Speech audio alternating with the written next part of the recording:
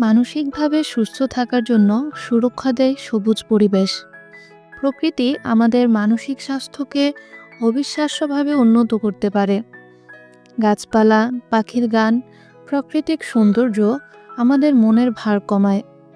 গবেষণায় দেখা গেছে, প্রাকৃতিক পরিবেশে সময় কাটানো স্ট্রেস হরমোন কর্টিসলের মাত্রা কমিয়ে দেয়।